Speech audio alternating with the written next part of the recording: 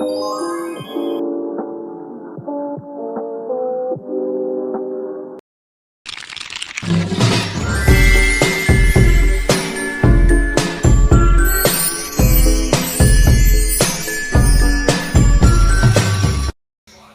di sini yang pertama kita bahas itu ada pendahuluan.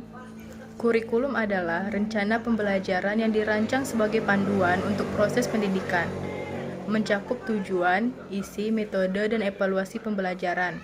Kurikulum menjadi pedoman dalam menyusun kegiatan pendidikan untuk mencapai kompetensi tertentu, baik di sekolah maupun institusi pendidikan lainnya.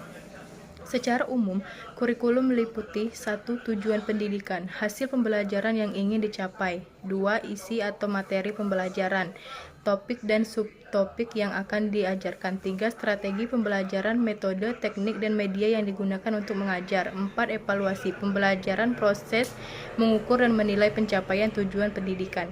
Kurikulum biasanya disusun berdasarkan kebutuhan masyarakat, perkembangan ilmu pengetahuan, serta potensi dan karakteristik peserta didik di Indonesia. Misalnya, kurikulum nasional diatur oleh pemerintah dan secara berkala mengalami perubahan sesuai perkembangan zaman. Kata kurikulum dalam pemahaman klasik dipandang sebagai rencana pembelajaran di suatu sekolah. Pelajaran-pelajaran dan materi apa yang harus ditempuh di sekolah, itulah kurikulum. Abdul Rahman Saleh mengatakan kurikulum merupakan salah satu komponen penting dalam sistem pendidikan nasional. Kurikulum berfungsi sebagai seperangkat rencana dan pengaturan mengenai kemampuan dan hasil belajar serta cara yang digunakan sebagai pedoman penyelenggaraan kegiatan pembelajaran. Kegiatan pembelajaran itu sendiri merupakan muara dari keseluruhan proses penyelenggaraan kurikulum. Baiklah, di sini ada faktor-faktor yang mendorong perubahan kurikulum. 1. Perkembangan zaman dan teknologi. Perkembangan zaman dan teknologi yang pesat telah membawa perubahan signifikan pada berbagai aspek kehidupan, termasuk dunia pendidikan. Ilmu pengetahuan dan teknologi informasi berkembang dengan cepat, sehingga kurikulum perlu diadaptasi agar tetap relevan dan mampu menyiapkan siswa untuk menghadapi tantangan masa depan. 2. Perkembangan kebutuhan masyarakat. Perubahan kebutuhan masyarakat juga menjadi faktor penting yang mendorong perubahan kurikulum. Kurikulum harus dirancang untuk memenuhi kebutuhan dan tuntutan masyarakat, baik di tingkat lokal maupun global. 3. Perkembangan ilmu pengetahuan dan teknologi. Perkembangan ilmu pengetahuan dan teknologi yang pesat mengharuskan kurikulum untuk terus diperbarui. Kurikulum harus mencerminkan perkembangan terbaru dalam berbagai bidang ilmu pengetahuan, sehingga siswa dapat memperoleh pengetahuan dan keterampilan yang update. 4. Perubahan sistem politik dan sosial budaya. Perubahan sistem politik dan budaya juga dapat mempengaruhi kurikulum. Kurikulum harus mencerminkan nilai-nilai dan budaya yang berlaku di masyarakat, serta menyesuaikan dengan perubahan sistem politik yang terjadi. Baiklah, di sini ada solusi untuk mengatasi permasalahan kurikulum. 1. Peningkatan kualitas guru. Melalui pelatihan dan pendampingan yang berkelanjutan, guru dapat meningkatkan pemahaman dan keterampilan dalam mengimplementasikan kurikulum. Hal ini dapat dilakukan melalui program sertifikasi guru, workshop, dan pelatihan online.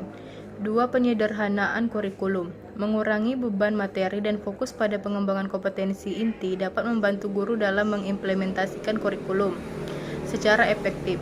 Kurikulum yang lebih sederhana juga dapat memberikan ruang bagi guru untuk melakukan pembelajaran yang lebih kreatif dan inovatif. 3. Peningkatan infrastruktur dan sumber daya. Pemerintah dan sekolah perlu mengalokasikan anggaran yang cukup untuk meningkatkan infrastruktur dan sumber daya pendidikan seperti laboratorium, perpustakaan, dan akses internet. Hal ini dapat membantu guru dalam menciptakan lingkungan belajar yang lebih efektif dan kondusif. 4. Pengembangan kurikulum yang relevan. Kurikulum perlu dirancang dengan mempertimbangkan perkembangan zaman dan kebutuhan dunia kerja. Ini dapat dilakukan dengan melibatkan para ahli, praktisi, dan stakeholder dalam proses pengembangan kurikulum. Peningkatan kolaborasi dan komunikasi. Peningkatan komunikasi dan kolaborasi antara guru, kepala sekolah, dan pihak terkait dapat membantu dalam memecahkan masalah dan menemukan solusi yang tepat. Forum diskusi, pelatihan bersama, dan sharing pengalaman dapat menjadi wadah untuk meningkatkan kolaborasi dan komunikasi. Baiklah, di sini ada kesimpulan. Perubahan kurikulum merupakan proses yang dinamis dan penting dalam dunia pendidikan. Kurikulum yang baik adalah kurikulum yang mampu beradaptasi dengan perkembangan zaman, kebutuhan masyarakat, dan perkembangan ilmu, pengetahuan, dan teknologi. Perubahan kurikulum harus dilakukan secara terencana dan terstruktur dengan melibatkan semua pihak yang terkait agar dapat memberikan manfaat yang optimal bagi semua.